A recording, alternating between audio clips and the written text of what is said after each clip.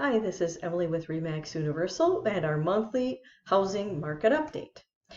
So we can see that in May we had 189 sales. That's up from April with only 100, and this is my entire catchment area, which is a large area. In May a year ago, there were more, 222. The list price is up from both last month and from a year ago. The sale price is up from last month and a year ago.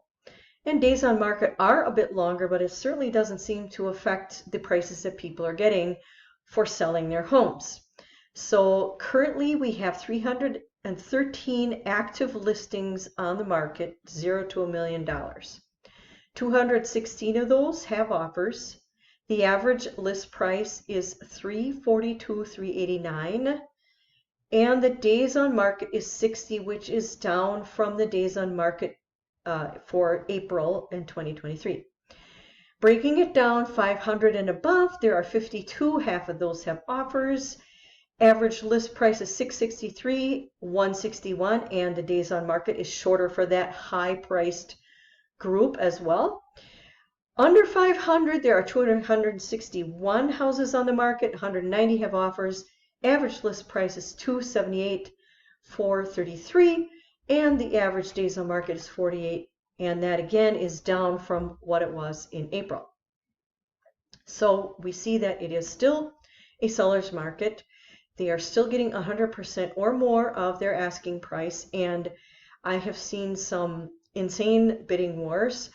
That's all I can say about it. Some of my listings, just crazy amounts over asking, which I didn't think we would ever see again, but we are.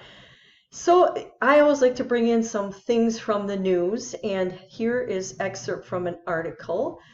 This is from Inman, which is a real estate industry news source. And here's the quote: "Growing chorus of influential and wealthy public figures have escalated fears of a looming real estate crisis." And then it names all the bigwigs. And then the final thing is, "It's great to say pennies on the dollar, but no one has confidence to buy now," referring, look at this, to the commercial sector. This is not housing, this is the commercial sector, and commercial real estate is not housing. So can they have a connection? Maybe, maybe not. The question I always ask myself, and you should ask, is, knowing these people and how much money they have and how much influence they have, what do they stand to gain by escalating fears? I'll leave that with you. Now, why is there so much doom and gloom? Well, first of all, does this really translate to residential? It could. In one case, or one scenario, employers can figure out that they can cut costs by not paying for an office building. When they had COVID shutdowns and they made people work from home, they realized they could save a lot of money. So, well, no wonder some people don't want to buy commercial real estate, because it's cheaper not to. That can be one reason. There are other reasons depending on the location. Some locations are no longer good for commercial real estate. And with so much business done online, I can understand why commercial real estate may have some issues. However, this can actually be a positive thing for housing. I can see this here. It can increase demand for housing that has home offices because people are working from home. And there is a phenomenon of people moving into Wisconsin and putting pressure on our housing market because their company is out in California and they don't have to go into an office anymore, so they choose Wisconsin or some other state that has a better lifestyle, or cheaper housing to them, and that's why we have so much pressure. So decreasing commercial real estate can actually cause increasing pressure on the housing market. Now, in some areas, maybe the demand isn't as strong for housing, or their job market isn't that great. I actually have not heard that from anybody that I've been in conferences with. I do some across the country conferences, and realtors across the country are all talking about the same thing. We have a shortage of houses for sale and very much of a pressure for people to get houses and bidding wars.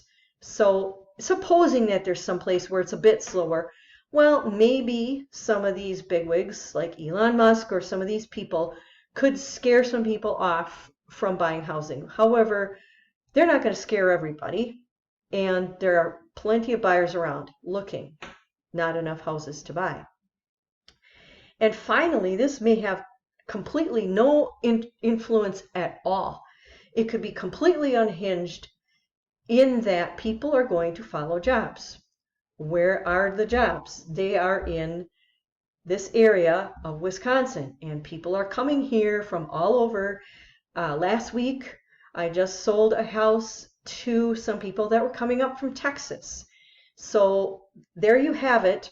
We have people coming in from all other parts of the country, not enough houses for sale, and the residential real estate market is extremely strong in terms of sellers getting what they want and that kind of thing.